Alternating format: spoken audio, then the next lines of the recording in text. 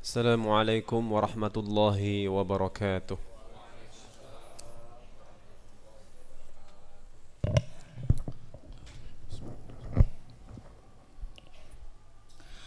Allahu Akbar, Allahu Akbar. Allahu Akbar, Allahu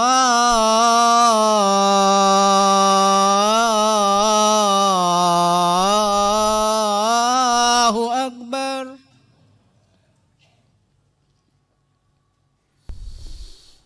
Ashhadu an la ilaha illallah.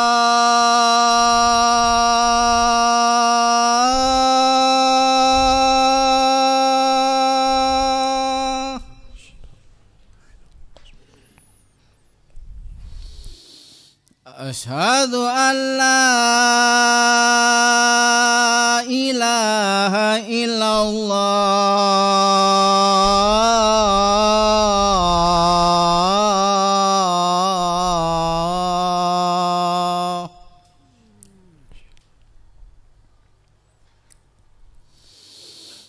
Ashhadu anna Muhammadar Rasulullah.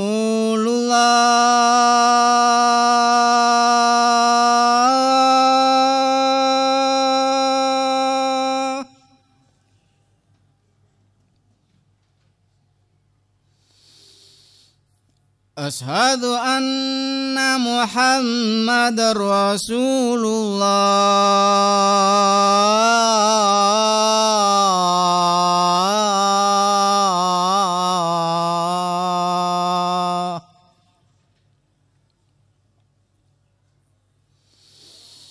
Hayya 'alas shalah.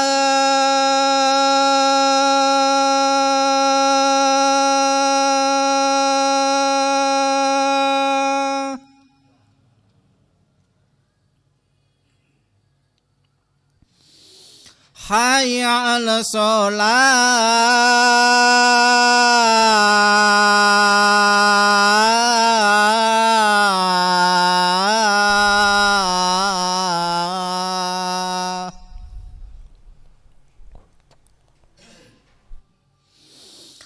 Hayya 'alal falah.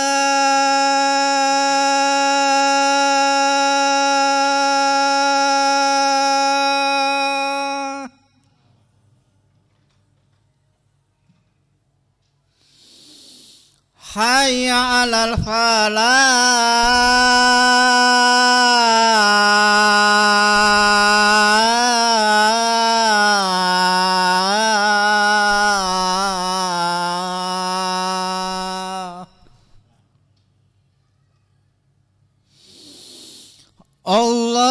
Allahu Akbar, Allahu Akbar. La ilaha illallah.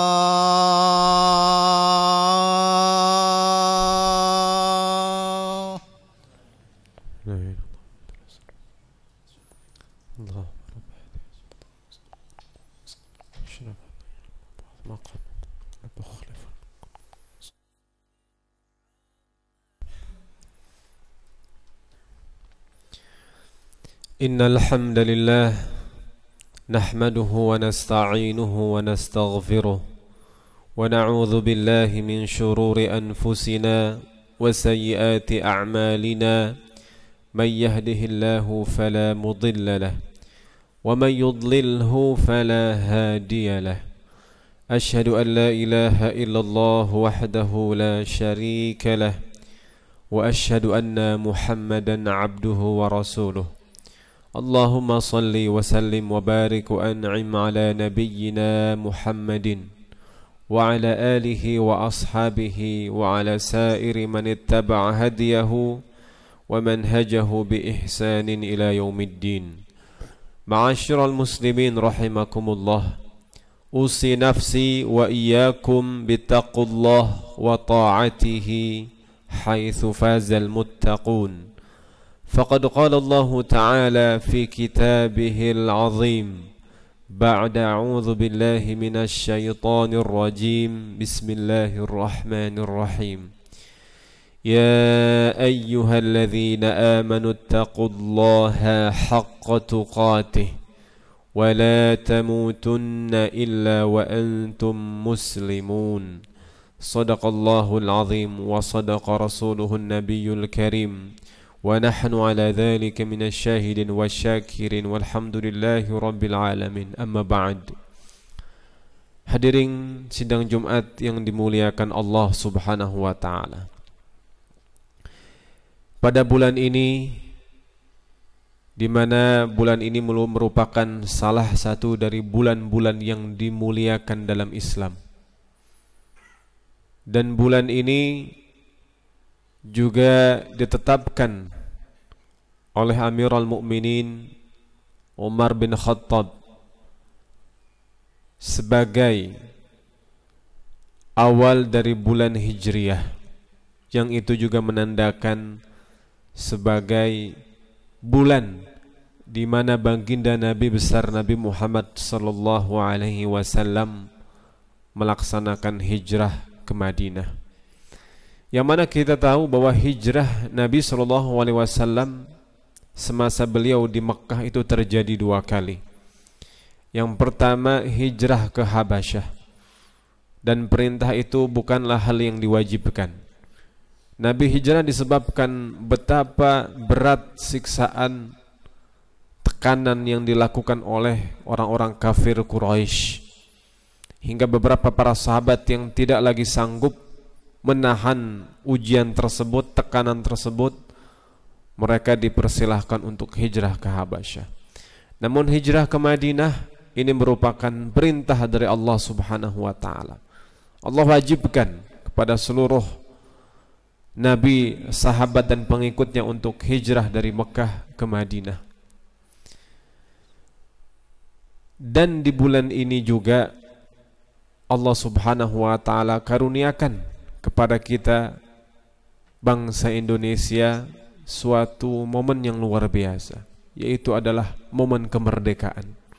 Maka pada bulan ini Allah karuniakan kepada kita semua 2 peristiwa, 2 karunia yang luar biasa. Karunia hijrahnya baginda dan karunia kemerdekaan. Dan kemerdekaan ini juga hakikatnya telah dicontohkan dan diajarkan oleh baginda Nabi besar sallallahu alaihi wasallam dan para sahabatnya.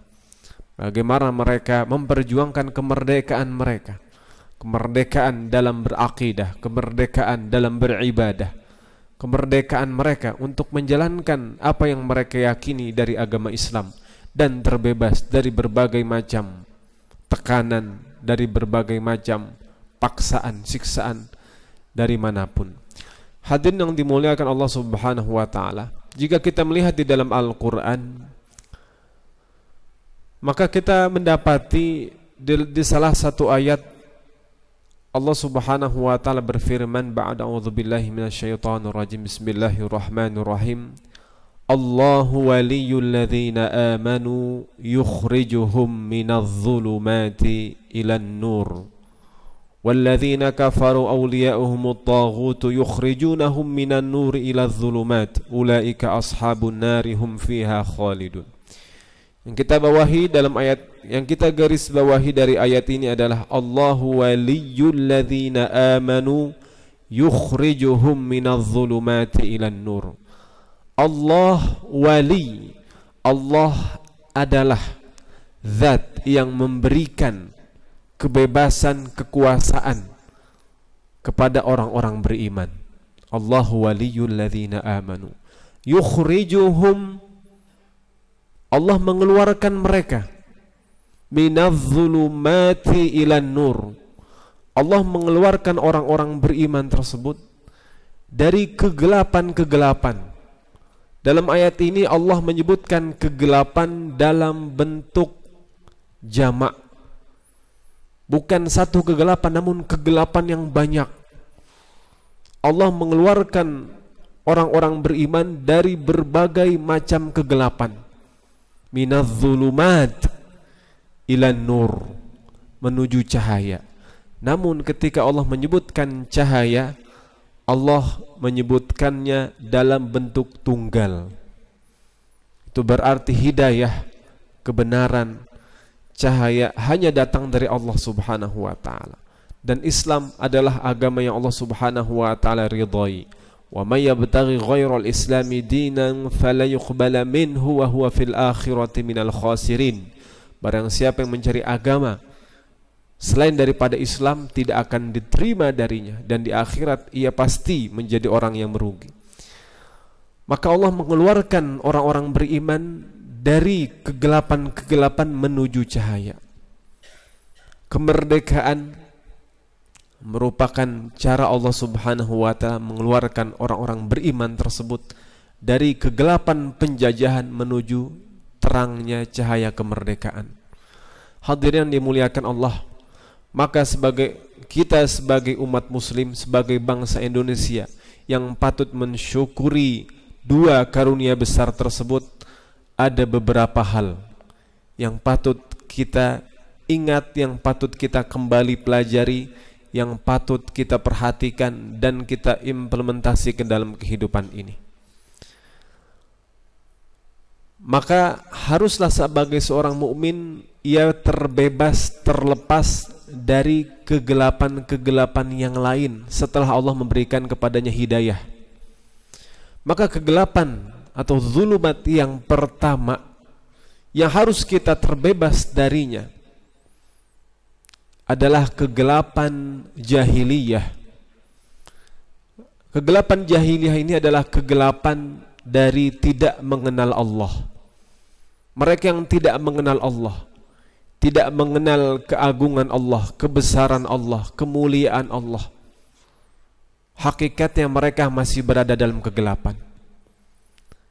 Ulama mengatakan, man arafa nafsahu faqad arafa rabbah. Orang yang mengenal dirinya, maka ia mengenal Tuhannya.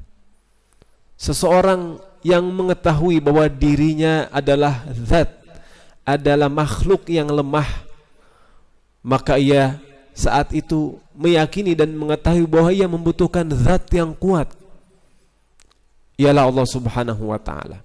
Ketika seseorang tahu bahwa dirinya memiliki berbagai macam keterbatasan, maka ia membutuhkan zat yang tidak terbatas segala kemampuan dan kekuatannya.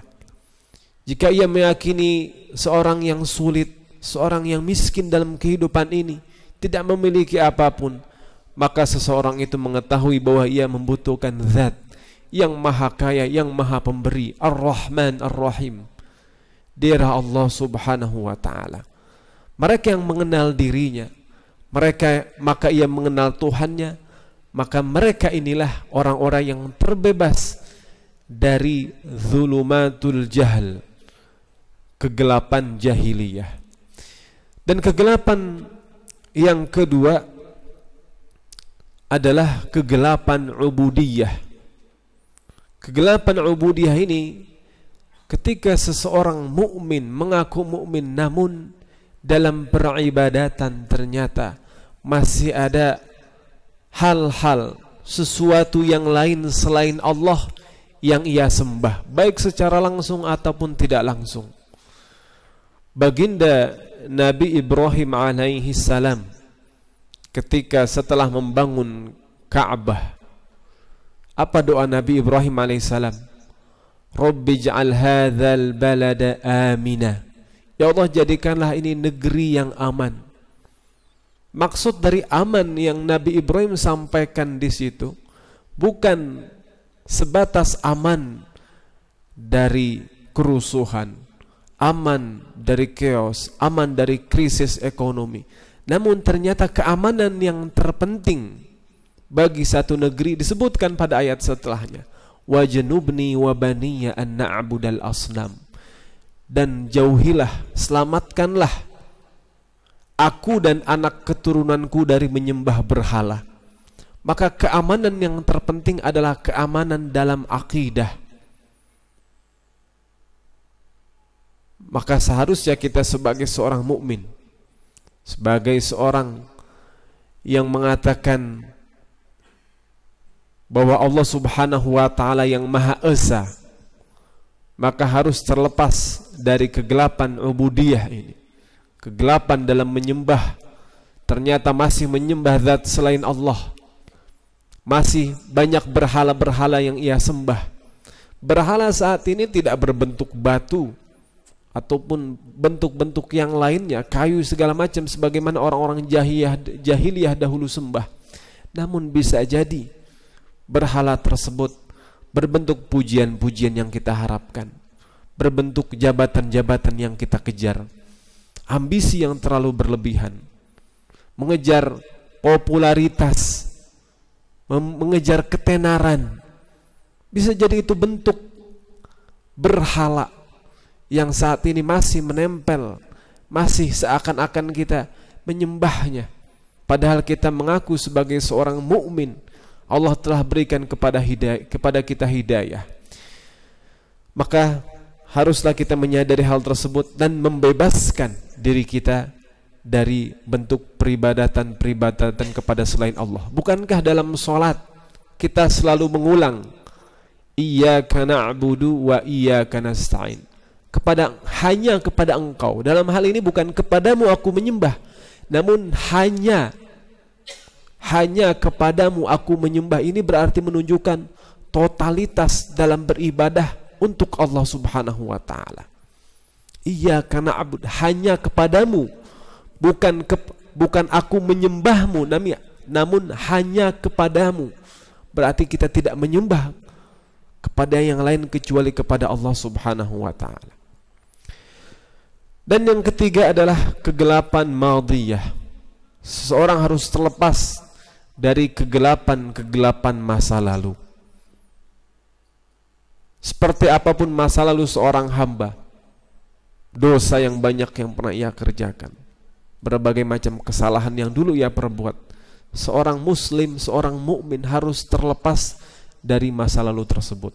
Nabi Adam alaihissalam mengajarkan kepada kita semua. Nabi Adam manusia yang pertama kali Allah ciptakan, namun Nabi Adam melakukan satu perbuatan dosa, kesalahan, memakan buah khuldi, hingga ia terus merenung memohon ampunan kepada Allah, hingga Allah ajarkan kepada Nabi Adam alaihissalam untuk berdoa, Rabbana zalamna anfusana wa illam taghfir lana wa tarhamna lanakunanna minal khasirin. Ya Allah, kami telah menzolimi diri kami, sekiranya tidak Engkau merahmati kami dan mengampuni kami pasti menjadi orang yang merugi.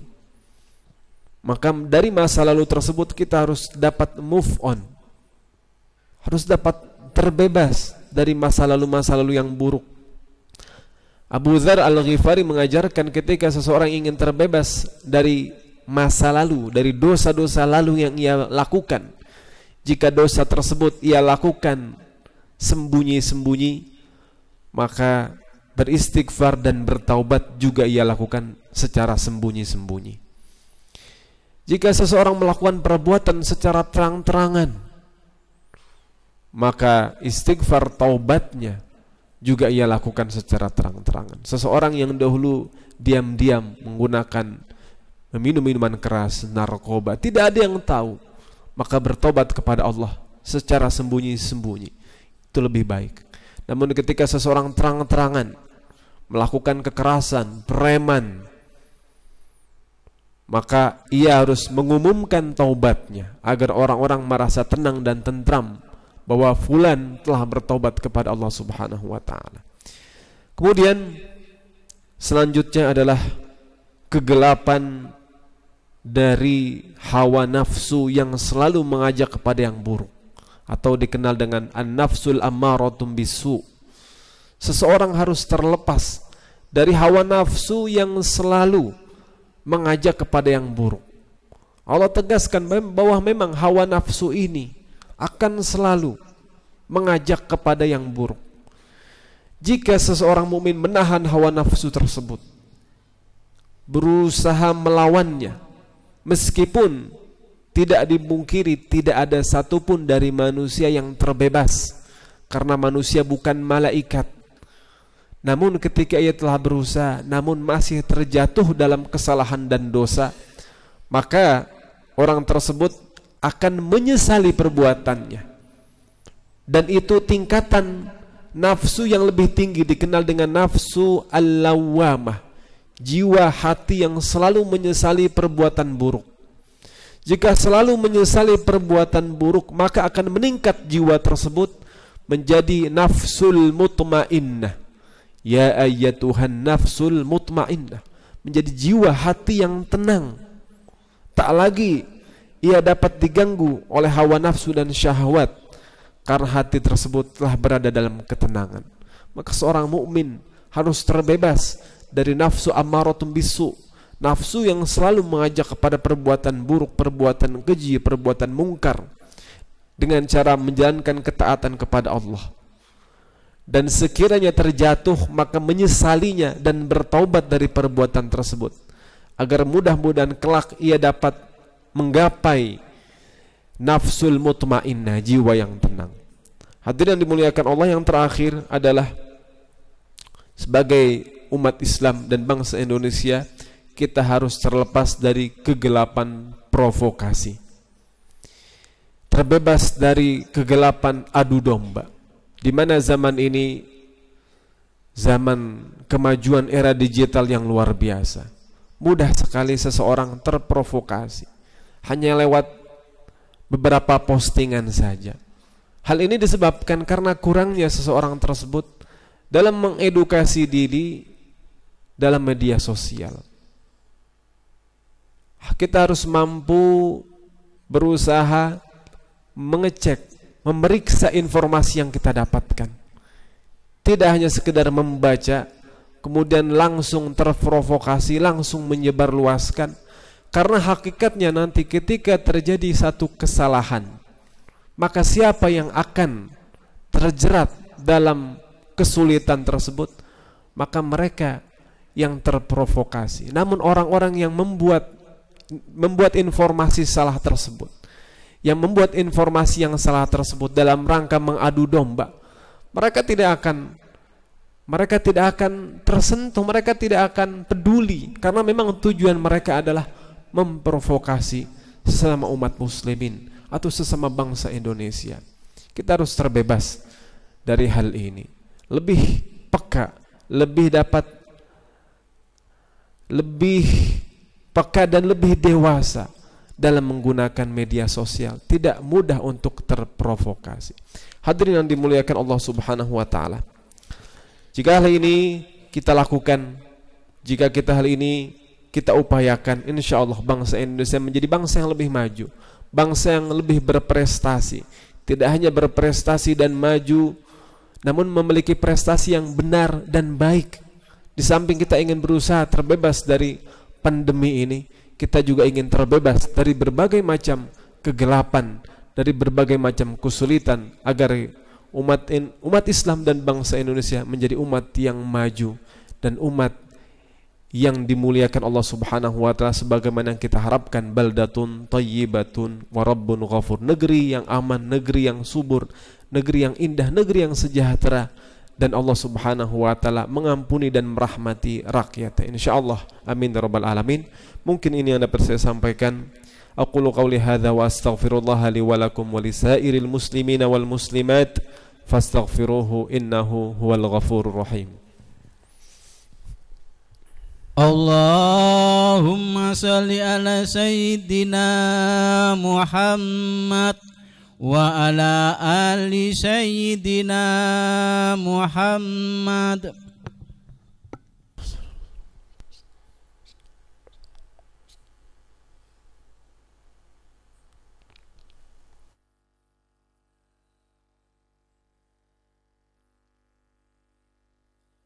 Alhamdulillahi hamdan kathiran tayyiban mubarakan fihi kama yuhibbu rabbuna wa yarda, wa ashhadu an la ilaha illallah وحده لا شريك له وأشهد أن محمدا عبده ورسوله اللهم صل وسلم وبارك وأنعم على نبينا محمد وعلى آله وأصحابه وعلى سائر من اتبع هديه ومنهجه بإحسان إلى يوم الدين. معاشر المسلمين رحمكم الله، أوصي نفسي وإياكم بتقوى الله وطاعته حيث فاز المتقون. فقد قال الله تعالى في كتابه العزيز بعد أعوذ بالله من الشيطان الرجيم بسم الله الرحمن الرحيم يا أيها الذين آمنوا اتقوا الله وقولوا قولا سديدا يصلح لكم أعمالكم ويغفر لكم ذنوبكم ومن يطع الله ورسوله فقد فاز فوزا عظيما. واعلموا عباد الله أن الله أمركم بالصلاة والسلام على نبيكم فقال تعالى إن الله وملائكته يصلون على النبي يا أيها الذين آمنوا صلوا عليه وسلموا تسليما. اللهم صل على سيدنا محمد وعلى آل سيدنا محمد كما صليت على سيدنا إبراهيم وعلى آل سيدنا إبراهيم في العالمين إنك حميد مجيد. اللهم اغفر للمسلمين والمسلمات والمؤمنين والمؤمنات الأحياء منهم والأموات إنك سميع قريب مجيب الدعوة يا قاضي الحاجات. اللهم أعز الإسلام والمسلمين وأهلك الكفرة والمشركين أعداءك أعداء الدين. اللهم انصر من نصر الدين واخذل من خذل الإسلام والمسلمين. اللهم احفظ بلادنا هذا وسائر بلاد المسلمين ووفق علماءه وأمراءه فيما تحبه وترضاه برحمتك يا أرحم الراحمين.